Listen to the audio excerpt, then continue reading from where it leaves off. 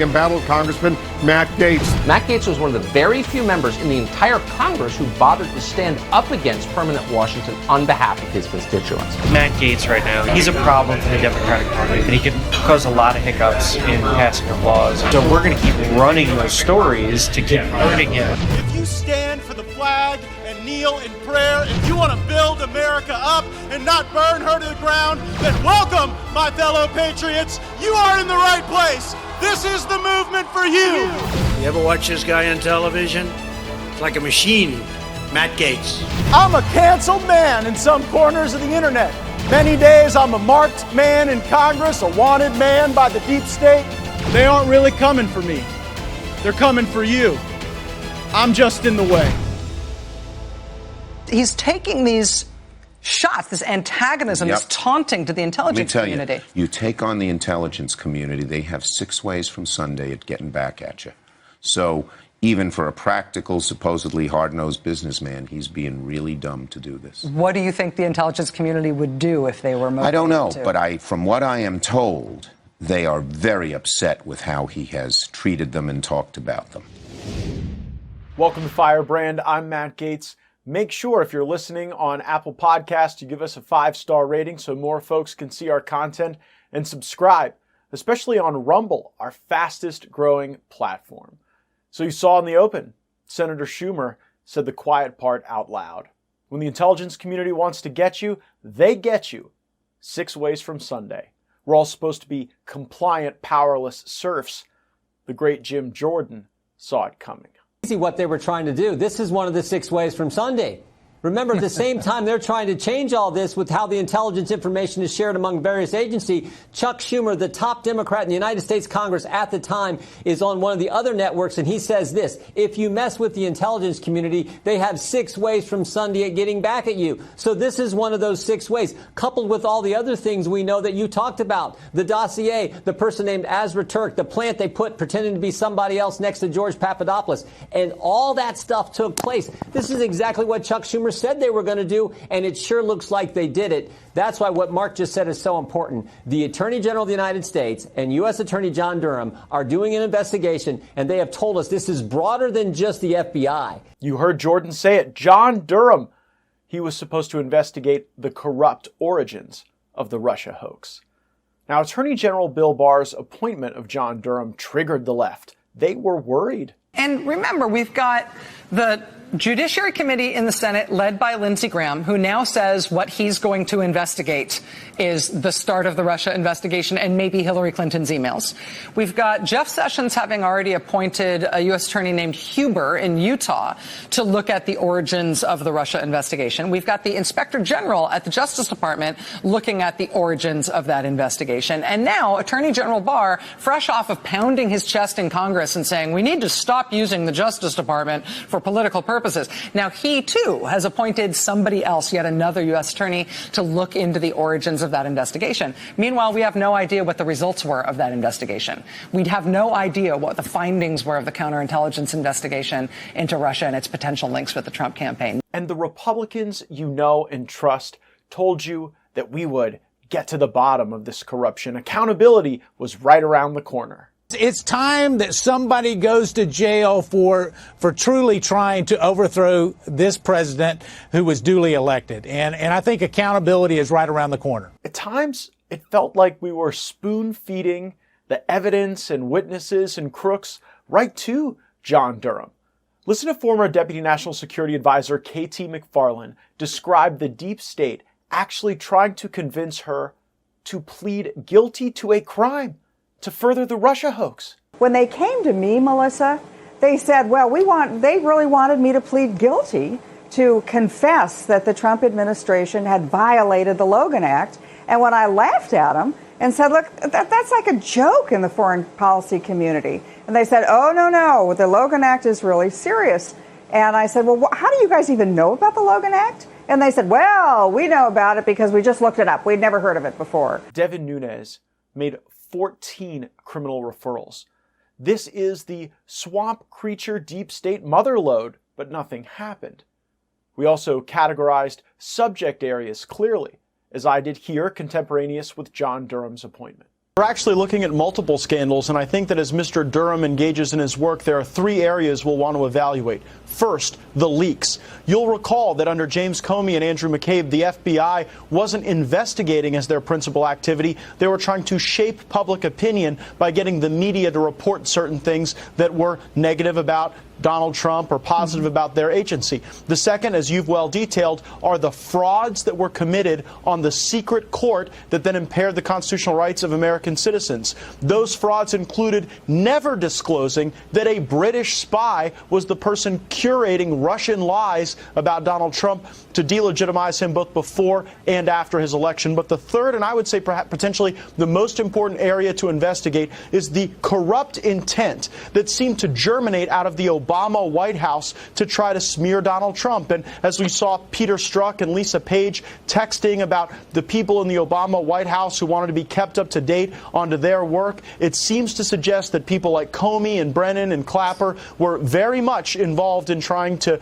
create this narrative. We waited and waited. Sometimes we prodded. Then we had an election. Donald Trump would be leaving power. In November 2020, Devin Nunes said we were waiting for Durham, and he revealed the plan to cover up the crime of the Russia hoax. Now we're sitting waiting for Durham to complete this investigation. I think people are getting not only very frustrated, but also there's a growing concern that Durham's not going to come out with anything.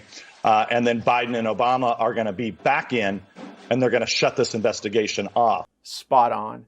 We cannot forget that this happened, that people at the Department of Justice and the FBI were using political dirt that had origins at the Democratic National Committee to harm our republic. It was a terrible crime, but the deep state doesn't really go after their own. I don't know if we will ever see meaningful work product from John Durham. We should. That would be nice. The truth is that nobody at the Department of Justice thinks they're going to make their career by pushing accountability over the Obama-Biden White House.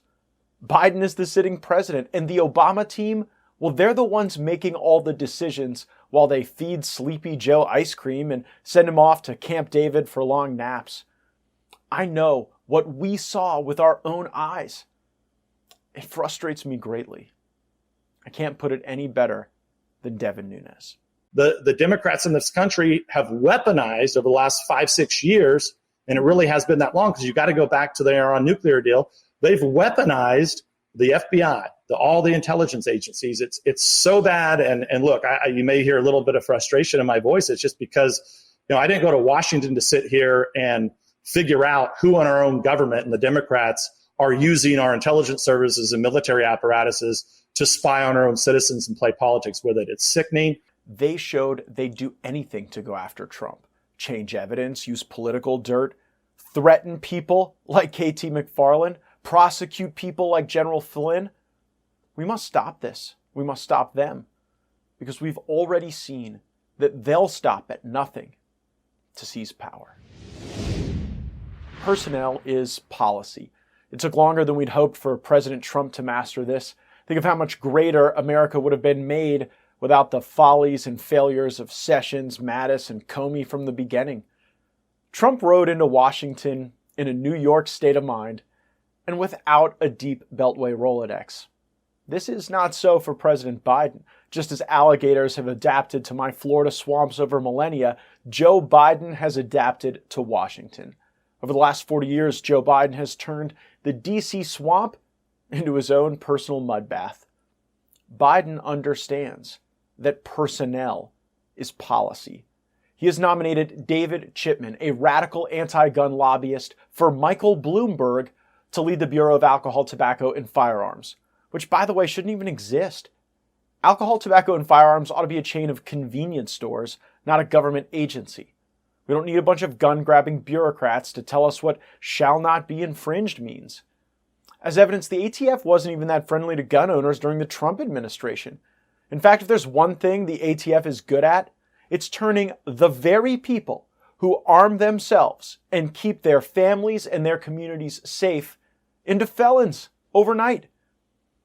I know President Trump didn't want to turn gun owners using stabilizing braces into criminals, yet we had to send the Trump ATF this letter in December because they were doing just that. The December letter was a follow-up to a demand that then Representative Doug Collins and I sent in October that the ATF knock it off harassing gun owners with stabilizers. I don't think it's a coincidence that the ATF began hassling gun owners in October, right before the November presidential election. There's a deep state over there at the ATF too. Now, Biden's pick to lead the agency, David Chipman, is uniquely dangerous and a clear and present threat to your unalienable Second Amendment rights. He should not be confirmed by a 50-50 Senate. His fate and the rights of every gun owner in America hang in the balance right now. Upon returning from August recess, it will be fish or cut bait time for the Chipman confirmation. Every Republican voted against him in the Judiciary Committee, and 0 Republicans are expected to support him on the floor. Thank goodness. That means he needs every single Senate Democrat's vote. And as of now, he doesn't have them. These are the 3 key Democrat senators: Angus King of Maine, John Tester of Montana, and of course, Joe Manchin of West Virginia. So their senators should represent the people and vote against Chipman. Make sure you contact them and let them know. So apparently Chipman went on Chinese state media and didn't tell the Senate. His appearance was used as propaganda to conceal a mass violence event in China that turned out to be a stabbing, not a shooting. Simping for China is popular inside the DC Beltway, and it may be a good way to get in Joe Biden's good graces. David Chipman should be rejected because of his radical and unpopular out-of-touch views on the Second Amendment. The AR-15 is a beautiful firearm and the most popular rifle in the United States. It is essentially the flagship rifle of the Second Amendment, perfect for hunting hogs or the security of a free state. It is safely enjoyed by many law-abiding Americans. Chipman would ban the AR-15 because he doesn't think that you need one. Tell that to the roof Koreans in LA or the countless people that have used an AR in defense of their lives and liberty. With respect to the AR-15, I support a ban as has been presented in a Senate bill and supported by the president. The AR-15 is a gun I was issued on ATF's SWAT team, and it's a particularly lethal weapon. And regulating it as other particularly lethal weapons, I have advocated for. It's not just that he has radical views. He wants to restrict your views, your expression, your speech. As if this clown wasn't sufficiently satisfied depriving Americans of their Second Amendment rights, he also wants to deny us of our First Amendment rights. Here's the Biden ATF nominee lamenting how frustrating it is that we can't take people's guns away for their speech. The frustration is in the United States, the freedom of speech and to say things is largely cannot be regulated. But yes, we have to do more to monitor hate speech on the internet, but we also have to do more to curb that same speech being presented by our president and other elected public officials. The FBI, other federal agencies have a tough job responding to these threats when they don't currently have the authority to remove weaponry just because people are saying hateful things. The Second Amendment exists so we can protect the First Amendment. Chipman opposes both. Angus King, John Tester, and Joe Manchin should oppose him. If you value your constitutional rights, you will let them know it. Contact their offices, flood their social media, take action. Nick Fuentes is a charismatic internet personality. He hosts a show that allows him to express political philosophy and thoughts on various topics. Nick Fuentes is also an ethno-nationalist, which I don't agree with. I reject those politics. I reject white ethno-nationalism. I reject black ethno-nationalism. If there's a brown ethno-nationalism, I'm against that too.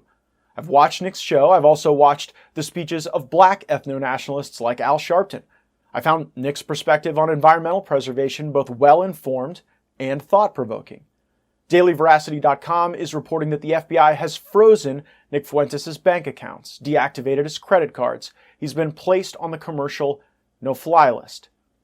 No evidence has been presented suggesting Fuentes did more than attend Trump's speech on January 6th, march to the Capitol and cheer those who entered. That can upset you. It can anger you. I offer no praise for those who forced their way into the Capitol or were violent. I told them to go home on January 6th. But should the FBI have the ability to target people for just bad politics? Is having bad politics a criminal offense in America today? Does it justify harassment from the feds? Should the Department of Homeland Security really have the power to ban non-violent white supremacists or non-violent black supremacists from air travel? Matt Gaetz is defending white supremacy. The press will freak out when I drop this episode. So predictable. And I'm not. I've just seen enough to know that if we aren't judging people based on their actions, if we want to create a new class of thought crimes, it won't be long before we're all labeled and banished for one reason or another. And finding ways to limit our interactions with one another, even uncomfortable ones, it doesn't make us a stronger or more compassionate society. It makes us fragile and weak. In the 90s, so many Republicans were trying to make content illegal. The left embraced the odd, the weird, the different. In the 2020s, we have ushered in a tyrannical new left, aided by the FBI, apparently. They'd punish you for your worst tweet, prosecute you for your most ill-advised association, banish you for politically incorrect expressions. The Democrat chairman of the Homeland Security Committee doesn't believe that United States Senator Josh Hawley or Congresswoman Lauren Boebert should be able to fly on commercial planes. There's no exemption for being put on the no-fly list. There's even a member of Congress that commits a crime. They expel from the body. There are ethics charges that can be brought against those individuals. And people are looking at all this. What Hawley did and what Cruz did was horrible. What the new member from Colorado. You may think what happened to Nick Fuentes could never happen to you. The FBI would never target you. You aren't going to get the attention of social media tycoons to deplatform you. Just keep your head down. Don't attract too much attention. Lie low. This is how they win. This is how they destroy our great country. To demoralize and temper you. To snuff out the firebrands. Today the FBI targets Nick Fuentes because they call him a white supremacist. You know, the blue check marks, they've called me a white supremacist. They've called Candace Owens a white supremacist. They've called Raheem Kassam a white supremacist. How long till they call us all white supremacists? It's the new tool they use to shut people up they don't like. How long till you're on the no-fly list? Till your bank accounts are frozen? Nick Fuentes isn't a sympathetic character in American politics. That's the point. Because at times, we have to defend uncomfortable people and uncomfortable speech to preserve our cherished freedoms. America first. Patriotic nationalism. These things require an appreciation of America that goes beyond our founding documents or even our vaulted ideals.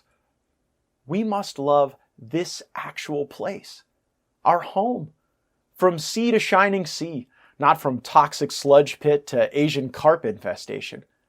Purple Mountain's majesty, not smog in the air poisoning our people and reducing our cherished land to mire. America First conservatives must love our environment. We must endeavor to protect it from filth. I've introduced the Green Real Deal in every Congress. It embraces conservation as a tenet of nationalism. Improve our electric grid, use nuclear, stop local governments from banning hydropower, allow innovators to test and tinker more on our federal lands. In fact, it might come as a surprise to many here, though it makes perfect sense that many of the prominent environmental organizations in this country at their founding held immigration views that were quite similar to the views held by President Trump. The concern was that unchecked immigration and open borders could put unsustainable pressure on the nation's environment and resources. Securing our environment from existential threats is something we might refer to as environmental security, And it is essential to securing both national security and border security in the long term. There is an existing portfolio of legislation that falls within the priorities and values of my Green Real Deal that could do a lot to solve the problem. Protecting our environment is not an issue of left versus right.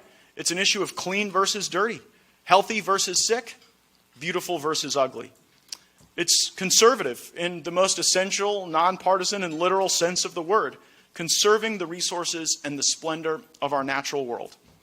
America is often lauded as more than a country. It's an idea. But I would say it's even more than an idea.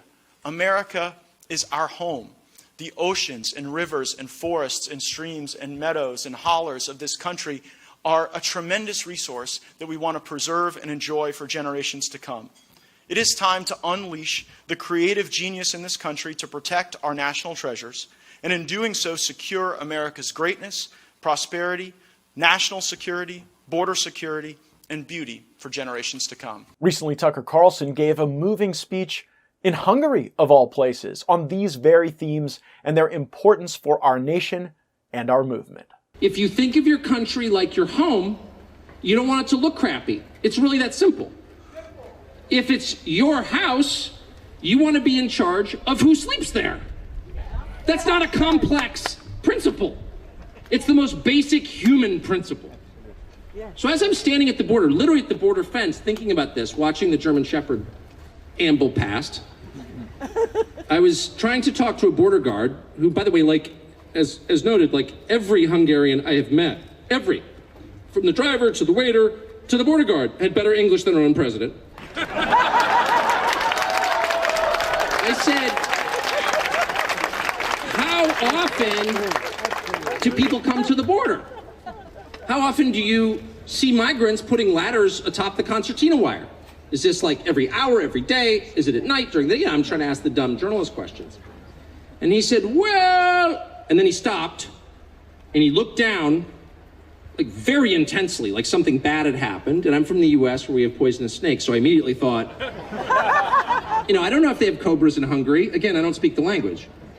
So I stepped back and there is a plastic sandwich bag about that big on the ground stuck at the bottom of the chain link fence.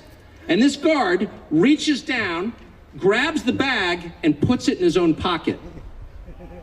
And I don't think I have seen in my life very few displays more powerful than that. So here's a border guard. I don't know what they make. I'm guessing not much. Yeah. He's a civil servant. He works for the government. Yeah. And he's so offended by the idea that there's litter in his country that he puts it in his own pocket. What does that tell you? It's the clearest possible expression of love and respect. When you love something, you keep it clean. Period. I've said this on television many times, and every time I do, they call me a fascist. As if cleanliness were a fascist quality.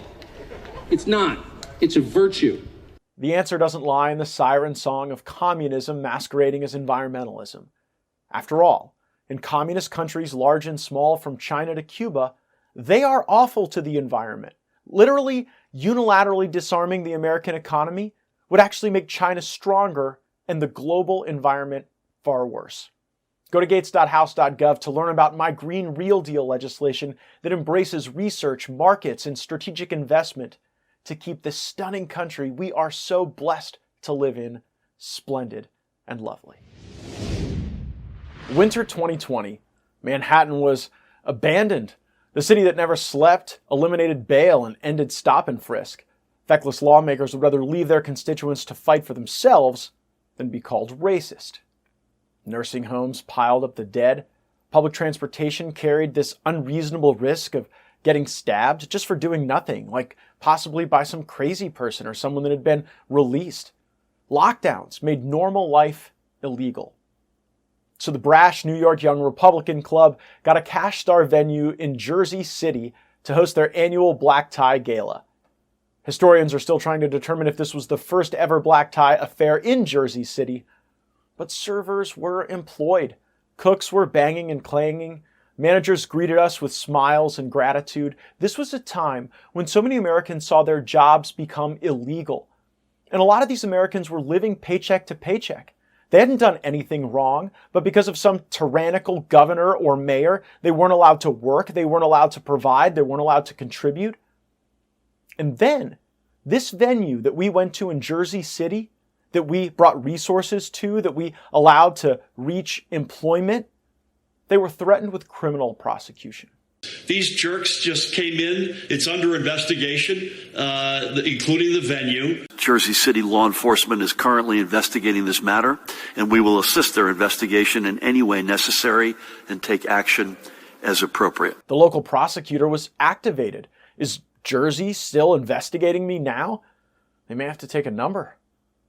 This gathering of incredibly well-dressed New York political refugees had become an international incident. Is off, and we begin here tonight with that party that is now a public safety concern. A posh Jersey City restaurant shut down after a maskless secret gala for the New York Young Republicans last night. It has been dubbed the Forbidden Gala, even by those in attendance. 150 people inside a New Jersey venue, at one point elbow to elbow, posing for a maskless group photo. Maritime Park, a private events hall located in Jersey City's Liberty State Park, remains under investigation Friday, the result of a gala held here the night before, thrown by the New York Young Republican Club.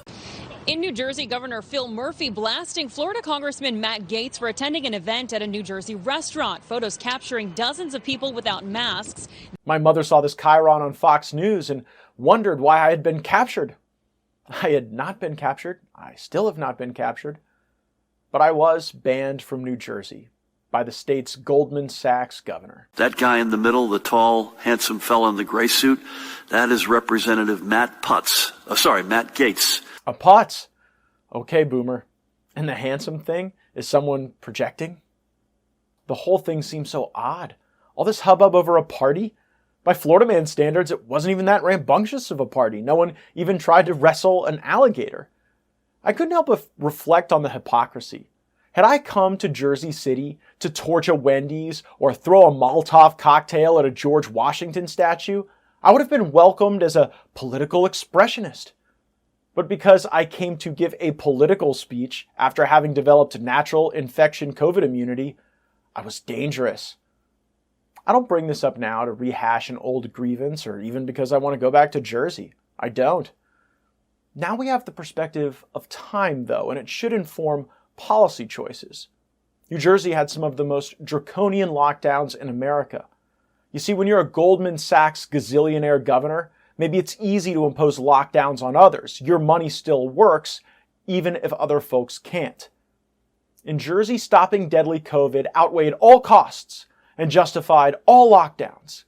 So let's see how it's going. We have the highest, and still do, have the highest death rate per capita of any state in the country. With all the lockdowns, with the biggest lockdown, probably New York and New Jersey were the biggest ones to lock down. It didn't work. Oh no. New Jersey has a COVID death per capita rate of 299 for every 100,000 people. In Florida, it's not 299, it's 180. For those who have managed to survive Murphy's mismanagement of COVID, his mangling of the New Jersey economy has led to an unemployment rate of 7.3%. Compare that to Florida's 5% unemployment rate, which will go down further as Florida recharges through freedom. Perhaps Phil Murphy can call America's best governor, Ron DeSantis, for a few tips. It could save lives. If New Jersey had maintained the COVID death rate that Florida has, there would be over 10,000 people who would be alive in Jersey today. Instead, those people are dead. I guess being a handsome putz beats being an ugly, dumb killer. People are still fighting for freedom in Cuba. We were supposed to get an update from the Biden administration earlier.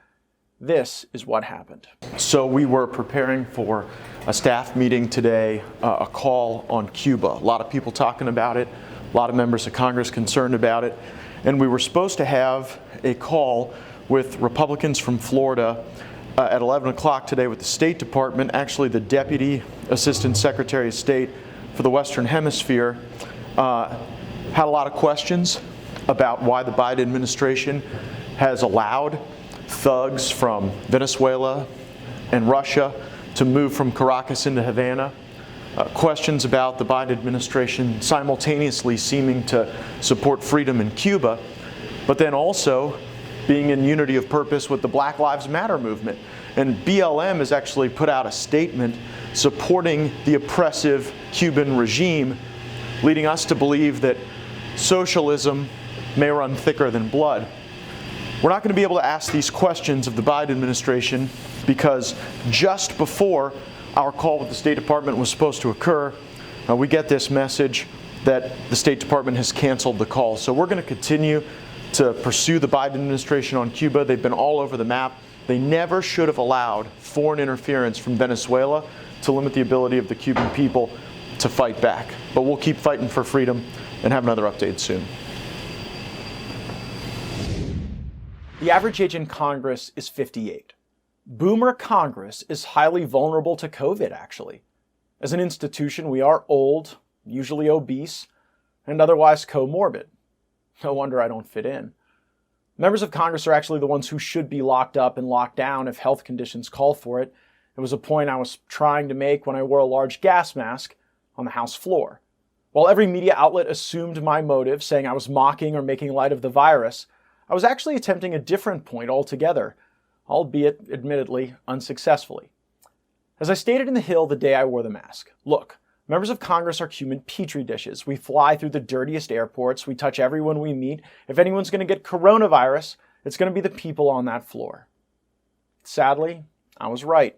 Many members of Congress got COVID. It was at times fatal.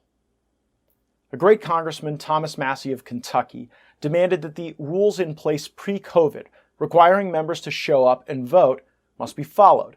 He made Congress show up in person before spending trillions of dollars on COVID relief, and he was landblasted for doing so. We are learning late tonight that lawmakers are scrambling, if you can believe it, to get back to Washington by tomorrow morning in the middle of a global pandemic because one Republican Congressman, Thomas Massie of Kentucky, is expected to demand an in-person vote. Yikes. But Massie was right. Massie highlighted the appropriate critique of what was really going on. Congress was trying to spend $1.9 trillion without putting the names of the representatives next to whether or not they had voted yes or no. Whether you support CARES or not, authorizing $1.9 trillion of federal spending under the anonymous shroud is un-American. Voice votes are used as a mechanism all the time to quicken federal spending. Through swamp parlance, it's called suspension votes. Through this procedural tool, an unlimited number of bills can be passed almost instantly by the call of the Speaker. 0 members will be held accountable by the recorded and permanently available congressional record. Both parties love this tool. Lobbyists especially love this tool. The easier it is for Congress to spend your money without recorded votes, the worse for the American people. On that note, have you noticed how inflation is making things more expensive for working people every day? Printing money at this irresponsible rate does that. In fact, if printing money made a nation stronger, Zimbabwe would be a world power. But it doesn't, and they aren't. President Biden will continue to sign nice-sounding legislation, costing the taxpayers trillions of dollars. Meanwhile, the Federal Reserve continues to artificially manipulate our economy, pushing down interest rates. Consequently, the value of your dollar is decreasing, and the price of consumer goods goes up every single day. You see it in the grocery store, you see it at the gas pump, you see it everywhere. This, in fact, is the worst outcome for real America. Joe Biden and the Democrats picking winners and losers, and simultaneously making every one of the dollar bills you've worked for worth less in value. Representatives of yesteryear rode on horseback to Washington during the Civil War. They traveled and congregated against threats of murder, disease, savagery. We could probably stomach a few long car rides until vaccines or other remedies developed. That way there would be a recorded vote. So now, with vaccinated senators getting COVID anyway, congressional fear is at an apex. So we are likely to continue voting remotely, having committee hearings remotely, and having remote governance. There will be benefits and drawbacks to this system, of course. One consideration that I love is that lobbyists actually hate remote voting. They prefer congressional servants to be here in Washington, D.C. It makes Congress easier to reach and easier to corrupt. Most lobbyists have multiple lunches and dinners and cocktail hours every single day with members of Congress. That's how they get their agenda before your agenda. It's far more difficult when we're strewn about the country. So let's all hope that Boomer Congress stays safe and returns to the fidelity of service to the people, wherever we may be. Let's also hope that after 16 months of Zoom meetings, Boomer Congress gets a little bit better at it, because I don't know if I could take another year of this. 19, we must make sure that our nation's sole proprietors and the smallest of small businesses receive timely. Will the gentleman suspend? I'm sorry, Mr. Emmer? Yes. Are you okay? I am. You're upside down, Tom. Authorizing capabilities CISA has built through a pilot called Cyber Sentry, which allows CISA to partner with certain strategically placed critical infrastructure. We'll move on to Senator Langford. Fuck. But as bad as American Congress is, the Canadians found a way to make it weirder. Mr. Speaker, as you know, since the beginning of the pandemic, we have tried to emphasize the importance of respecting quorum, the dress code here in the House, and I think that today we've set a new record. We've seen a member during question period improperly dressed, that is unclothed. So perhaps remind the members, especially the male members, that suits and ties are appropriate, or rather called for. And we have seen that the member was in very good shape. But I think that this member should be reminded of what is appropriate and to control his camera. Thank you.